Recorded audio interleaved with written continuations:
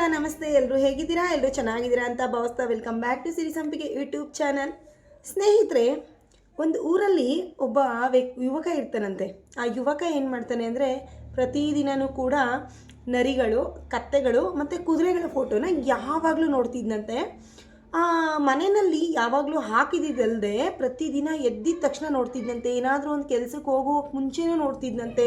ಹೊರಗಡೆ ಹೋಗಿದ ತಕ್ಷಣ ಮನೆಗೆ ಬಂದ ತಕ್ಷಣ ಅದನ್ನೇ ನೋಡ್ತಿದ್ದಂತೆ. ಪ್ರತಿ ಸಾರಿ ದಿನಕ್ಕೆ ಸುಮಾರು ಒಂದು 15ರಿಂದ 20 ಸರಿ ಅಂದರೂ ಕೂಡ ಕಡಿಮೆ ಅಂತೆ, ಅಷ್ಟು ಸರಿ ಆ ಒಂದು ಫೋಟೋಗಳನ್ನ ನೋಡ್ತಿದ್ದಂತೆ. ಅಷ್ಟೂ ಅಲ್ಲದೆ ಆ ಯುವಕ ತನ್ನ ಜೇಬಲ್ಲೂ ಕೂಡ ಪುಟ್ಟದಾಗಿ ಒಂದು ಲ್ಯಾಮಿನೇಷನ್ ಮಾಡಿಸ್ಕೋತೀವಲ್ಲ, ಚಿಕ್ಕದಾಗಿ, ಆ ರೀತಿಯಾಗೂ ಕೂಡ ನರಿಗಳು, ಕತ್ತೆಗಳು ಮತ್ತು ಕುದುರೆಗಳ ಫೋಟೋಗಳನ್ನ ಲ್ಯಾಮಿನೇಷನ್ ಮಾಡಿಸ್ಕೊಂಡು ಇಟ್ಕೊಂಡಿದ್ದಂತೆ. ಎಲ್ಲೇ ಹೋಗಲಿ ಒಂದು ಚೂರು ಸಮಯ ಸಿಕ್ಕಿದ್ರೂ ಕೂಡ ತೆಗೆದು ನೋಡ್ತಿದ್ದಂತೆ ಪಾಕೆಟಿಂದ.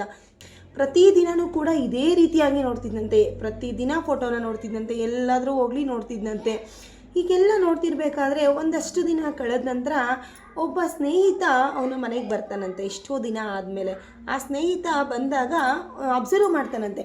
ಏನು ಇವ್ನು ಮಾಡ್ತಿರೋದು, ಏನು ಹಿಂಗೆಲ್ಲ ತೆಗೆದು ನೋಡ್ತಾನೆ.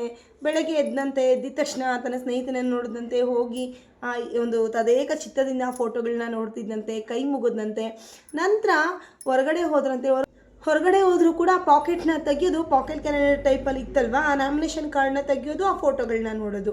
ಆ ಫೋಟೋ ಏನು ಇವ್ನು ಹಿಂಗೆ ನೋಡ್ತಾನೆ ಅಂತ ಯೋಚನೆ ಮಾಡಿ ಕೊನೆಗೆ ನೋಡಿದಂತೆ ಅಲ್ಲೂ ಕೂಡ ನರಿಗಳು, ಕತ್ತೆಗಳು ಮತ್ತು ಕುದುರೆ ಫೋಟೋಗಳು ನೋಡ್ತಿದ್ದಂತೆ. ಮನೆಗೂ ಕೂಡ ಬಂದ ತಕ್ಷಣ ಅದನ್ನೇ ಹೋಗಿ ನೋಡೋದು, ಕೈ ಮುಗಿಯೋದು, ಹೀಗೆ ಮಾಡ್ತಿದ್ದಂತೆ. ಆಗ ಇವನಿಗೆ ತಡ್ಕೊಳಕ್ಕಾಗಲಿಲ್ಲ ಕ್ಯೂರಿಯಾಸಿಟಿನ. ಏನು ಮಾಡ್ತಿರ್ಬೋದು ಇವನು, ಯಾಕೆ ಇವನು ಈ ಕೈ ಮುಗಿತಾನೆ ಹೊರಗಡೆ ಹೋದಾಗ ಬಂದಾಗ, ಮತ್ತು ಬಂದ ತಕ್ಷಣ ಒಂದು ಪಾಕೆಟ್ ತೆಗಿತಾನೆ, ಪಾಕೆಟ್ ತೆಗೆದ ತಕ್ಷಣ ಅದನ್ನೇ ನೋಡ್ತಾನೆ, ಯಾಕೆ, ಏನಿರ್ಬೋದು ಅಂತ ಕೇಳೇ ಬಿಡೋಣ ಅಂತ ಅಂದ್ಬಿಟ್ಟು ಕೇಳ್ತಾನೆ. ಕ್ಯೂರಿಯಾಸಿಟಿ ತಡ್ಕೊಳಕ್ಕಾಗದೆ ಕೇಳಿಬಿಟ್ನಂತೆ. ಗೆಳೆಯ, ಏನಿದು, ಎಲ್ಲೋದ್ರೂ ಕೂಡ ಈ ಪಾಕೆಟಲ್ಲಿ ತಕ್ಕೊಂಡು ಈ ಒಂದು ಪಾಕೆಟ್ ಕ್ಯಾಲೆಂಡರ್ ಟೈಪಲ್ಲಿ ಇರೋದನ್ನು, ಈ ಒಂದು ಚಿತ್ರಗಳನ್ನೇ ನೋಡ್ತೀರಾ, ಮತ್ತು ಮನೆಗೆ ಬಂದಾಗೂ ಕೂಡ ತದೇಕ ಚಿತ್ತದಿಂದ ಅಲ್ಲಿಯೇ ಹೋಗಿ ಆ ಫೋಟೋಗಳನ್ನ ನೋಡಿ ಕೈ ಮುಗಿತೀರಾ, ಯಾಕೆ, ಏನು ಅಂತ ಕೇಳ್ಬೋದಾ ಅಂತ ಅಂದ್ಬಿಟ್ಟು ಕೇಳ್ತಾನೆ. ಡೈರೆಕ್ಟಾಗಿ ಕೇಳ್ತೀನಿ ಅಂತ ಕೇಳಿದ, ಕೇಳಬಹುದಾ ಅಂತಲೇ ಹೋಗಿ ಕೇಳ್ತಾನಂತೆ. ಅದಕ್ಕೆ ಅವನು ಕೂಡ ಹೇಳ್ತಾನೆ, ಅವ್ನ ಮನಸ್ಸಲ್ಲಿ ಏನಿತ್ತು ಅದನ್ನು ಹೇಳ್ಕೊತಾನೆ. ಗೆಳೆಯ, ಏನೂ ಇಲ್ಲ, ಎಷ್ಟೋ ಜನ ಹೇಳಿದ್ದಾರೆ ನೋಡು, ಅದರ ಮೇಲೂ ಕೂಡ ಬರೆದಿದೆ, ನನ್ನನ್ನು ನೋಡು, ಯೋಗ ಬರುತ್ತದೆ ಅಂತ. ಹಾಗಾಗಿ ನಾನು ಎಷ್ಟು ಸರಿ ನೋಡ್ತೀನೋ ಅಷ್ಟು ಒಳ್ಳೆಯದಾಗಲಿ ಅಂತ ನಾನು ಪ್ರತಿ ಸಾರಿನೂ ಕೂಡ ಅದನ್ನೇ ನೋಡ್ತೀನಿ. ಎಲ್ಲಾದರೂ ಹೊರಗಡೆ ಹೋಗೋಕ್ಕೆ ಮುಂಚೆನೂ ಕೂಡ ಅದನ್ನೇ ನೋಡ್ತೀನಿ, ಮತ್ತು ಎಲ್ಲಾದರೂ ಹೊರಗಡೆ ಹೋದಾಗಲೂ ಪಾಕೆಟಲ್ಲಿ ತೆಗೆದು ನೋಡ್ತಾನೆ ಇರ್ತೀನಿ ಯಾವಾಗಲೂ ಕೂಡ. ಸೊ ಹಾಗಾದರೂ ನನಗೆ ಒಳ್ಳೆಯದಾಗುತ್ತೆ, ಯೋಗ ಬರುತ್ತೆ ಅಂತ ನಾನು ನೋಡ್ತಾನೆ ಇದ್ದೀನಿ. ಯಾವಾಗ ಯೋಗ ಬರುತ್ತೋ ಗೊತ್ತಿಲ್ಲ, ಕಾಯ್ಕೊಂಡಿದ್ದೀನಿ ಅಂತ ಹೇಳ್ತಾನಂತೆ. ಆವಾಗ ಈ ಒಂದು ಸ್ನೇಹಿತ ಹೇಳ್ತಾನಂತೆ, ಅಯ್ಯೋ ದಡ್ಡ, ಅಲ್ಲಿ ಕೊಟ್ಟಿದ್ದಾರೆ ನನ್ನನ್ನು ನೋಡು ಯೋಗ ಬರುತ್ತದೆ ಅಂತ, ಆದರೆ ಅವರು ನೋಡಿದ ತಕ್ಷಣ ಯೋಗ ಬರೋದಿಲ್ಲ, ಅದು ಅದರ ಹಿಂದೆ ಇರುವಂಥ ಉದ್ದೇಶನೇ ಬೇರೆ ಅಂತ ಹೇಳ್ತಾನಂತೆ. ಏನು ಉದ್ದೇಶ ಅಂತ ಗೆಳೆಯ ಕೇಳಿದಾಗ ಸ್ನೇಹಿತ ಹೇಳ್ತಾನಂತೆ, ಏನಿಲ್ಲ ನೋಡು, ನರಿಗಳ ಫೋಟೋನ ಯಾಕೆ ನೋಡಬೇಕು ನಾವು ಬೆಳಗ್ಗೆ ಎದ್ದಿದ ತಕ್ಷಣ ಅಂತ ಅಂದರೆ, ನರಿಗಳು ಚಾಣಾಕ್ಷತನ ಹೊಂದಿರುವಂಥದ್ದು, ಸೂಕ್ಷ್ಮ ಬುದ್ಧಿ ಇರುವಂತಹ ಒಂದು ಪ್ರಾಣಿ ಅದು. ಅಷ್ಟು ನಾವೇನೇ ಕೆಲಸ ಮಾಡಿದ್ರೂ ಕೂಡ ಅಷ್ಟು ಬುದ್ಧಿವಂತಿಕೆಯಿಂದ ಚುರುಕಾಗಿ ಯೋಚನೆ ಮಾಡಿ ಕೈ ಇಡಬೇಕು. ಯಾವುದೇ ಒಂದು ಕೆಲಸವನ್ನು ಕೂಡ ನಾವು ಹಾಗೆ ಎತ್ಕೋಬಾರ್ದು, ನಮಗೆ ಬರುತ್ತೆ ಅಂತ ಬುದ್ಧಿ ಉಪಯೋಗಿಸ್ಬೇಕು, ಯೋಚನೆ ಮಾಡಬೇಕು, ಇದನ್ನ ಮಾಡಿದ್ರೆ ಸರಿನಾ ತಪ್ಪಾ, ಎಲ್ಲಿ ನಾವು ಹೇಗಿರಬೇಕು ಅನ್ನೋದನ್ನೆಲ್ಲವನ್ನ ಕೂಡ ಒಂದು ಫೋಟೋ ತಿಳಿಸ್ಕೊಡುತ್ತೆ. ಹಾಗಾಗಿ ನಾವು ನರಿಗಳ ಫೋಟೋನ ನೋಡಬೇಕು. ಹಾಗೆ ಕತ್ತೆಗಳ ಫೋಟೋನ ಏಕೆ ನೋಡಬೇಕು ಅಂತ ಅಂದರೆ, ಆ ಕತ್ತೆಗಳು ತುಂಬ ಶ್ರಮಜೀವಿಗಳು. ಆ ಒಂದು ಉಪ್ಪಿನ ಮೂಟೆಗಳನ್ನ ಹೊತ್ತು ಎಷ್ಟು ಕೆಲಸ ಮಾಡ್ತವೆ ಅಂದರೆ, ಶ್ರಮ ಪಟ್ಟಾಗ ನಮ್ಗೆ ಯಾವತ್ತೂ ಕೂಡ ದೇವರು ಕೆಟ್ಟದ್ದನ್ನು ಮಾಡೋದಿಲ್ಲ.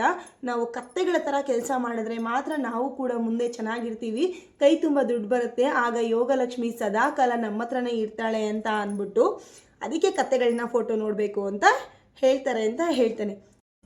ಅದೇ ರೀತಿಯಾಗಿ ಕುದುರೆಗಳ ಫೋಟೋನ ಯಾಕೆ ನೋಡಬೇಕು ಅಂತ ಅಂದ್ಬಿಟ್ಟು ಇವರೇ ಕೇಳ್ತಾರಂತೆ. ಆಗ ಅವರು ಹೇಳ್ತಾರಂತೆ, ಕುದುರೆಗಳ ಫೋಟೋನ ಯಾಕೆ ನೋಡಬೇಕು ಅಂತ ಅಂದರೆ, ನಾವು ಕುದುರೆ ಸದಾಕಾಲ ಓಡುವಂತಹ ಪ್ರಾಣಿ. ಆ ಒಂದು ಪ್ರಾಣಿನ ನೋಡಿದ ತಕ್ಷಣ ನಮ್ಮ ಮನಸ್ಸಲ್ಲಿ ಏನು ಬರಬೇಕು ಅಂತ ಅಂದರೆ, ನಾವು ಕೂಡ ಅದೇ ರೀತಿಯಾಗಿ ಸದಾಕಾಲ ಓಡಬೇಕು. ಪ್ರತಿದಿನವೂ ಕೂಡ ಕುದುರೆ ರೀತಿಯಾಗಿ ನಾವು ಓಡ್ತಿದ್ದಾಗ ಮಾತ್ರ ಯಾವುದೇ ಒಂದು ಕೆಲಸದಲ್ಲೂ ಕೂಡ ನಾವು ಒಂದು ಸಕ್ಸಸ್ನ ಕಾಣೋದಕ್ಕೆ ಸಾಧ್ಯ ಆಗುತ್ತೆ. ನಾವು ಕುದುರೆಗಳ ರೀತಿಯಲ್ಲಿ ಓಡಬೇಕು. ನಾವು ಯಾವುದೇ ಕೆಲಸ ಮಾಡಬೇಕಂದ್ರೂ ತುಂಬ ಬುದ್ಧಿವಂತಿಕೆಯಿಂದ, ತುಂಬ ಶಾರ್ಪಾಗಿ, ತುಂಬ ವೇಗವಾಗಿ ಓಡಬೇಕಾಗತ್ತೆ. ಯಾಕಂದರೆ ಈ ಕಾಲಚಕ್ರ ಯಾವಾಗ ಎಲ್ಲಿಗೆ ಹೋಗುತ್ತೆ ಅಂತ ಗೊತ್ತಾಗೋದಿಲ್ಲ. ಆ ಕಾಲಚಕ್ರದಲ್ಲಿ ನಾವು ಸದಾ ಕಾಲ ಓಡುವಂತೆ ಇರಬೇಕು ಕುದುರೆಗಳ ಥರ ಅಂತ ಹೇಳಿ ಆ ಕುದುರೆಗಳನ್ನ ಫೋಟೋನ ಹಾಕಿದ್ದಾರೆ. ಹಾಗಾಗಿನೇ ನನ್ನನ್ನು ನೋಡೋ ಯೋಗ ಬರುತ್ತದೆ ಅಂತ ಹೇಳಿರೋದು. ಬರೀ ನಾವು ಫೋಟೋಗಳನ್ನ ಹೋದ ಕಡೆ ಎಲ್ಲ ಎತ್ಕೊಂಡೋಗಿ ನಾವು ನೋಡ್ತಿದ್ರೆ ಯೋಗ ಬರೋದಿಲ್ಲ. ಆ ಪ್ರಾಣಿಗಳಂತೆ ನಾವು ಕೂಡ ಇರಬೇಕು ಅನ್ನೋದು ಈ ಒಂದು ಫೋಟೋಗಳ ಉದ್ದೇಶ ಆಗಿರುತ್ತೆ ಅಂತ ಇವ್ರು ಹೇಳ್ತಾರಂತೆ. ಆಗಿನಿಂದ ಈ ವ್ಯಕ್ತಿ ತನ್ನ ಮನಸ್ಸಲ್ಲಿರುವಂತಹ ವ್ಯಕ್ತಿತ್ವವನ್ನು ಬದಲಾಯಿಸಿಕೊಂಡು ಮೈಂಡ್ಸೆಟ್ನ ಚೇಂಜ್ ಮಾಡಿಕೊಂಡು ತಾನೂ ಕೂಡ ಅದೇ ರೀತಿಯಾಗಿ ಕೆಲಸ ಮಾಡೋದಕ್ಕೆ ಶುರು ಮಾಡ್ತಾನಂತೆ. ಇಷ್ಟೇ ಅಲ್ವೇ, ನಾವು ಯಾವುದನ್ನೂ ಅಷ್ಟೇ ನಾವು ನೀಟಾಗಿ ನೋಡಿದ ತಕ್ಷಣ ಅದೆಲ್ಲ ಬಂದ್ಬಿಡೋದಾಗಿದ್ರೆ ಪ್ರತಿದಿನ ನೋಡಿಕೊಂಡೇ ಇರ್ಬೋದಾಗಿತ್ತು. ಯಾವುದೂ ಕೂಡ ಹಾಗೆ ಬರೋದಿಲ್ಲ. ಕಷ್ಟಪಡಬೇಕು ಎಲ್ಲದಕ್ಕೂ ಕೂಡ. ಆ ಒಂದು ನಾವು ಕಷ್ಟಪಟ್ಟಾಗ ಎಲ್ಲೋ ಒಂದು ಕಡೆ ದೇವರು ಯಾವಾಗಲೂ ಒಂದು ಸಮಯದಲ್ಲಿ ನಮಗೆ ಒಳ್ಳೇದು ಮಾಡ್ತಾನೆ ಅಂತ ಹೇಳ್ತಾ, ಇದೇ ರೀತಿಯಾಗಿ ಈ ಒಂದು ಹೊಸ ವರ್ಷದಲ್ಲಿ ನರಿಗಳ ಹಾಗೆ, ಕತ್ತೆಗಳ ಹಾಗೆ, ಕುದುರೆಗಳ ಹಾಗೆ ನಾವು ಕೂಡ ಕಷ್ಟಪಡೋಣ, ಬುದ್ಧಿ ಉಪಯೋಗಿಸೋಣ, ಓಡ್ತಿರೋಣ ಸದಾ ಕಾಲ. ಓಡಿ ನಮ್ಮ ಒಂದು ಗುರಿನ ನಾವು ತಲುಪೋಣ ಅಂತ ಹೇಳ್ತಾ, ನಮ್ಮ ಗುರಿ ಸದಾ ಕಾಲ ನಮ್ಮ ತಲೆಯಲ್ಲಿದ್ದಾಗ ಮಾತ್ರನೇ ಈ ಒಂದು ರೀತಿಯಾಗಿ ನಾವು ಕೂಡ ಓಡೋದಕ್ಕೆ, ಭಾರ ಹೊರಲಿಕ್ಕೆ ಮತ್ತು ಚಾಣಾಕ್ಷತನವನ್ನು ಓಡಿಸ್ಲಿಕ್ಕೆ ಸಾಧ್ಯ ಆಗುತ್ತೆ. ಸೊ ಈ ಒಂದು ವರ್ಷದಲ್ಲಿ ನೀವು ಅಂದ್ಕೊಂಡಂತಹ ಗುರಿ ಮುಟ್ಲಿ ಅಂತ ಭಗವಂತನಲ್ಲಿ ಕೇಳ್ಕೊತಾ, ಈ ಒಂದು ಕತೆ ನಿಮಗೇನಾದರೂ ಇಷ್ಟ ಆಗಿತ್ತು ಅಂದರೆ ಪ್ಲೀಸ್ ಲೈಕ್ ಮಾಡಿ, ಶೇರ್ ಮಾಡಿ, ಕಾಮೆಂಟ್ ಮಾಡಿ ಮತ್ತು ಸಬ್ಸ್ಕ್ರೈಬ್ ಮಾಡಿ ಅಂತ ಹೇಳ್ತಾ ಎಲ್ಲರಿಗೂ ಕೂಡ ಧನ್ಯವಾದಗಳು.